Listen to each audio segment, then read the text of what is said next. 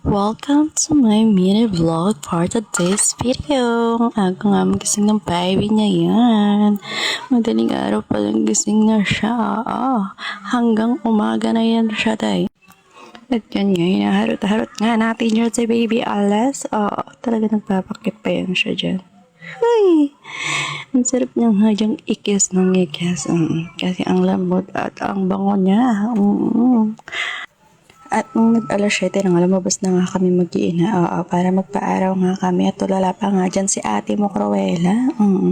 Antok pa nga yan siya. At yan na nga, maya-maya nga, pagkatas namin magpahinga. Ayan, pinaliguan ko na nga yung dalawa. At habang pinaliguan ko nga yung dalawa, nagulat ako, may nagtatawag. Yung nanay ko pala, umakyat nga pala siya. Tapos sabi niya, bilisan nga daw namin ligo at paglinis at puntahan daw namin siya. Kasi na nga nandyan na nga kami. At may pinaayos nga dyan si ating laruan. Pero hindi nga naayos ni nanay. Kasi nga putol na talaga yung paan ng laruan na yun. Pinipilit niya lang talaga ipaayos At yan na nga maya nga.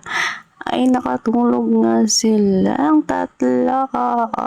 At sumabay na nga ako doon. At nagising na nga ako ng mga bandang alas 4. At tignan ko nga si nanay, naglilinis nga siya doon. At yung dalawa tulog pa. At pumunta nga muna ako sa bahay para magtupi ng mga nasampay. Tapos yun nga, pinaiwan nga natin yan doon kay nanay, si baby. Kasi mabilis nga lang ako. Diba? Ang bilis. Yun dyan ako ulit sa bahay. Ayan na nga, ginising ko na nga yung dalawa. Kasi nga ng oras na wala na silang itutulog talaga. Hindi At yan na nga, inarot na nga yan dyan ni ate. At ang mga oras na nga to, gabi na nga yan. At nanonood nga kami ni nanay. Yes, pinapunta ko nga muna dito si nanay. Kasi nga, sira ang TV niya sa bahay. Kaya nanood muna siya dito. At maya-maya nga, mga bandang alas 10, umuwi na nga yan siya. Kasi tapos yung pinanonood namin na The Bible. So yun nga, pagka-uwi nga ni nanay, kumain nga kami ni ate Cruella. At pagkatapos nga namin kumain, isinalin ko na nga itong ginawa ng daddy nila na dishwasher. Liquid dishwasher. Tama ba? Bobo yan. So yan na nga, basta sinalin ko na yan siya dyan. 5 litro nga yan siya, be.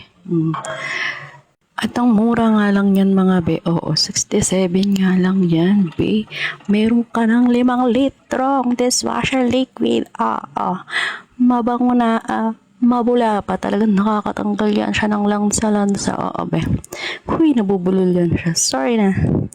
So, yan na nga. Dahan-dahan yan natin sinasalin, be. Kasi nga wala tayong imbudo, be. Kaya ginawa natin ang paraan, be. Ginamit ko nga lang yung picture dyan na hindi pa namin nagagamit kasi apakaliit niyan, be. So, yan na nga. Tapos na nga tayo. Thank you for watching. Bye!